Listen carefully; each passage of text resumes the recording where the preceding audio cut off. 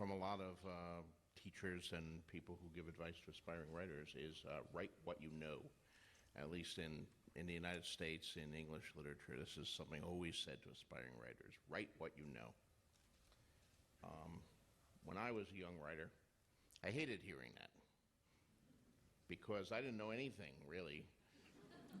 I was this kid from the projects in Bayonne, New Jersey. I'd never gone anywhere, never had any money. I wanted to write fantasy and science fiction, but I'd certainly never seen a dragon. I'd never gone to another planet. I'd never done any of this stuff. So how could I write what I know? So I sort of rejected that and said, "Well, that's bullshit. I'm not going to follow that advice." But later, and when I actually became a writer, I began to understand the truth of that. It's not writing what you know in terms of the care and raising of dragons, or it's writing the emotional truth of your own life and whatever Mhm. whatever furniture you may put into your story, whether it's a realistic story about what it's like to live in Barcelona in the year 2012 and the day-to-day struggles of life, or whether you're casting it in a historical context, what it was like to live in Spain in 1492 or whatever, when the Moors were being kicked out and the Jews were being kicked out and Columbus was discovering America, or whether it's a far distant planet or a fantasy world, the core of it is still what you know in terms of emotional truth. That's what's going to make the characters come alive. That's what's going to make it real. Yes. Yes. Yes. Yes. Yes. I made a video, right? Where I, not in the title, but in the thumbnail, it was like, you are your characters. And basically the whole theme of the video was about how your life experience is what drives your characters. Like, it's what really is the connection between how you feel and how your characters feel day to day, or as like the story moves forward, because that's what's really connect people, is the emotions, is not the actual experience itself. So like, I always give this example, right? Like, let's say work, for example. Let's say you're in a toxic workplace and you don't really want to be around your coworkers. You feel the frustration, the annoyance. You have like a headache when people are like trying to talk to you and stuff like that. Like, you could use those feelings that you're having day to day, and you could put that in your story and relate that to your character. Different scenario, same emotions, because your character could be going through something similar, where your character's in an area and an environment that they don't want to be, and they're trying to get out of it. And you could use your emotions, your experience, to kind of display how your character is feeling, even though it's a different scenario, different situation. So like, for example, right, I'm gonna give an example of my character. So let's say he's in like a farmland and he's trying to get out of it because he doesn't want to be there. Like, he was forced to be there, and he's trying to find a way to escape. I could, honestly, for like story ideas, I could think of like, okay, what would I do? Like, what are some sneaky things?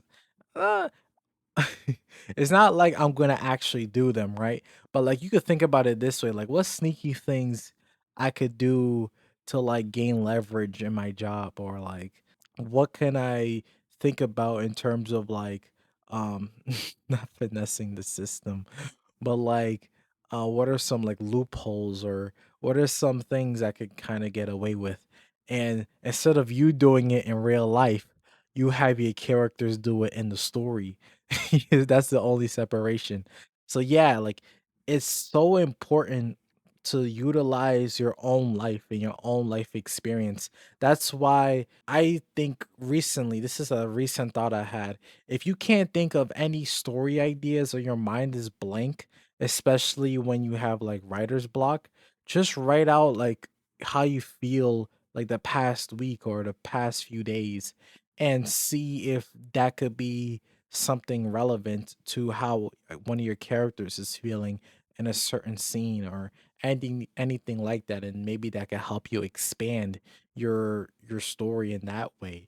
So that's why I'm starting to think like journaling could really help you with coming up with story ideas just from that alone, those emotional feelings. Because I think overall emotions is what connect humans in general. Like we all go through different scenarios, different type of situations, but emotions is what really brings us together and what helps us connect. That's what I truly believe. Like I told this to a client one time, like people could go through rock bottom and have that same feeling but go through two different scenarios. Like one person's rock bottom could be dead broke, bank account go to zero or the negative.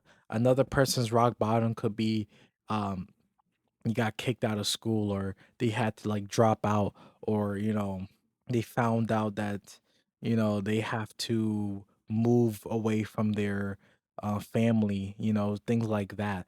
Like this, or I could say like someone had to be, I don't know, drafted to the military. I don't know. But I believe those two people will have like the same type of feeling. Like they both feel like they're at their lowest and there's no way of escaping this situation. And of course, like maybe the solution is different, but the feeling itself is probably exactly the same, or at least close enough to being the same. So that's what I think he's like pointing out to. And that's something I discovered myself.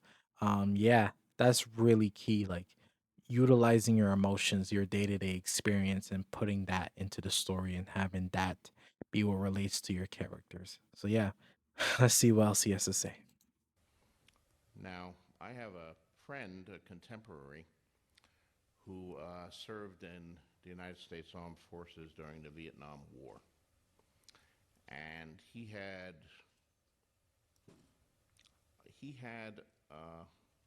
some very traumatic experiences over there. He saw some horrible things. He did some things. He learned a lot about war and the nature of humanity. And it's clear that these events that happened to him between, roughly the ages, I guess, of 18 and 22 or 23, became in some ways the defining characteristic of his life. And he has subsequently written a number of books, and some of them are realistic books, novels about the Vietnam War, novels about coming home after the Vietnam War.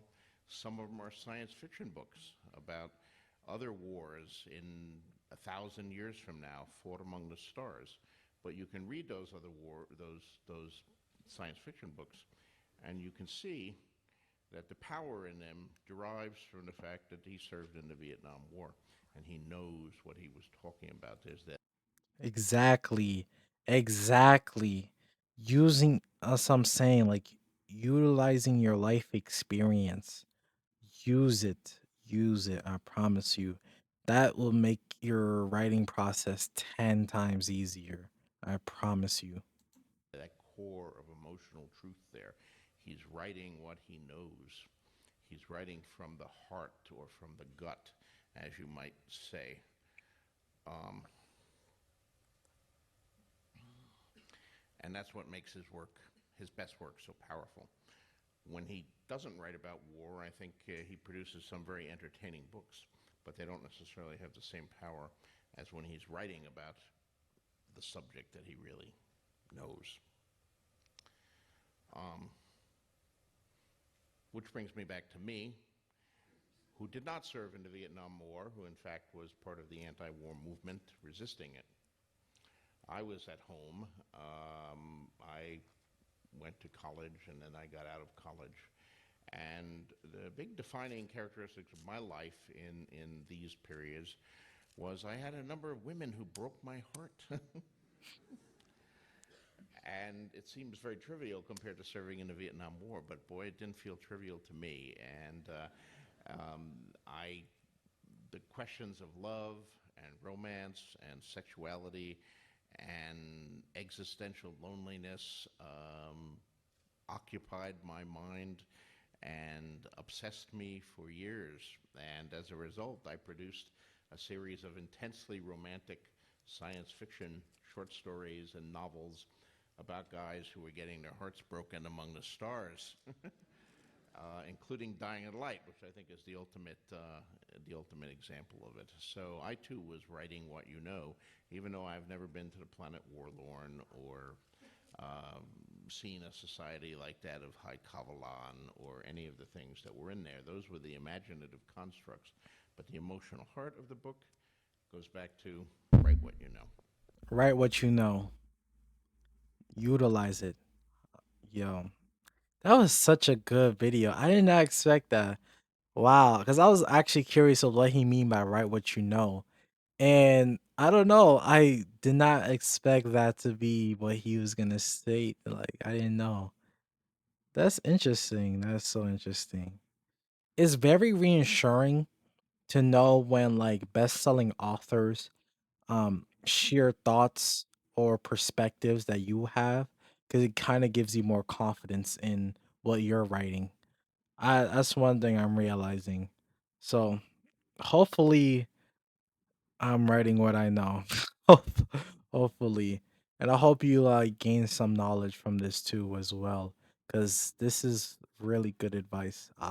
I think I've just learned this year. Cause uh it wasn't until it just happened. Like it's funny how it worked. I started writing out scenes about my main character going through a situation of being like in a environment he doesn't want to be in. And it just so happened to be that I was kind of going through a similar feeling at work at that point in time. And I think like that's when I started realizing there's like a correlation in it. It's funny too because in that video I even explained it that I literally had that eureka at moment at work where it's like, this is probably what my main character is feeling. And that's really what made me like go home. I literally went home early that day. And that's really what gave me the idea to like go home and make that video about like utilizing your work experience, not work, your life experience to come up with ideas for your story.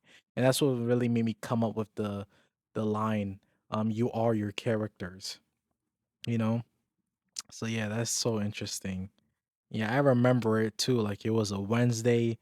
I had immense anxiety. I had a headache. Like I didn't want to talk to nobody. So I was like, yo, let me just go home early. And I was like, actually, before I even went home, instead of working, I was like thinking about my story. And I was like, that's when the moment hit. Yeah, you are your characters. Utilize your life experience. Yeah. So yeah, if you enjoyed, thank you for watching. You could click the link down below if you want to book a consultation call with me. I help people with their outlines. I give them feedback, suggestions. You know, give them, ask them questions as well. Give my initial thoughts. One thing I like to do is I like to give my personal experience and see if that can help them generate ideas. That's one thing I notice about when you're brainstorming with others is now you have someone else's experience, someone else's perspective to help with writing out your characters and drawing out the best of them. So yeah, that is some really good stuff. You can click the video here, like I think here or there, and you will see a video explaining my consultation calls, things like that. Probably going to see another video linked to the one I was talking about with "You Are Your Characters." It's probably titled like "How I Use My Miserable Job to Write Out My Story" or something like that. But yeah, thank you for watching. This was a really good video. Thank you. Have a great day.